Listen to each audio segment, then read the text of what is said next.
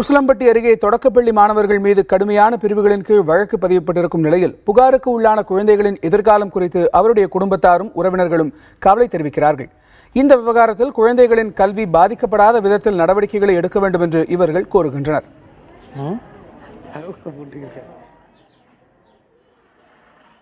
எங்களுக்கு இன்னும் கன்ஃபார்மாக தெரியல. அந்த குழந்தைகளுக்கு மேலும் பிரச்சனைகள் வருமா?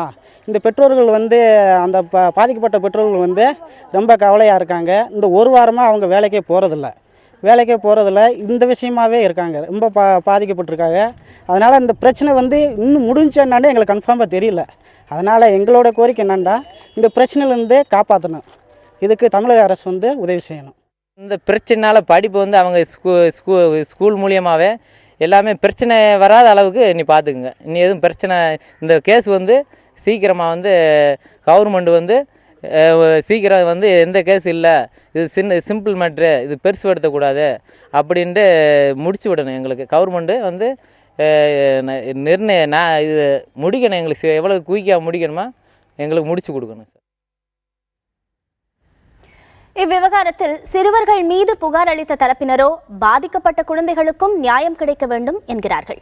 பாதிக்கப்பட்ட குழந்தைகளுக்கு பாதுகாப்பு வழங்க வேண்டும் எனவும் அவர்கள் வலியுறுத்துகின்றனர். முன்னதாக சம்பந்தப்பட்ட குழந்தைகளையும் அவர்களின் குடும்பத்தினரையும் மாவட்ட ஆட்சியர் வீரராகவராவ் நேரில் சந்தித்து பேசினார். பிள்ளைய பள்ளிக்கூடம் போச்சு, போகையில் அதை வாட்டு தான் போச்சு.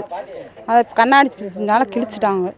அப்போ வேதனைப்பட்டு படுத்து கிடக்கு. நாங்கள் மன உளைச்சியில் ஆளாயிட்டோம். எங்களுக்கு நீதி வேணும். பச்சை குழந்தைய வச்சுக்கிட்டு நாங்கள் ரொம்ப சிரமப்பட்டுக்கிறோம். இந்த பிரச்சனை ஒரு சின்ன பிள்ளை பிரச்சனையாக பார்க்கக்கூடாது. இதே ஒரு பெரிய ஆளுக்கும் வர வேண்டிய சூழ்நிலை வரும். சின்னதுலேயே நம்ம தட்டி வைக்கிறது ரொம்ப நல்லது. இன்றைக்கி சின்ன பிள்ளை விஷயமும் நாளைக்கு விட்டுட்டோம்னா அது எங்களுக்கே ஆபத்தாக முடியலாம். நாங்கள் ஒரு பாதுகாப்பு எங்களுக்கு வேணும். எங்களுக்கு சின்ன பிள்ளையாக இருந்தாலும் நடவடிக்கை வேணும்.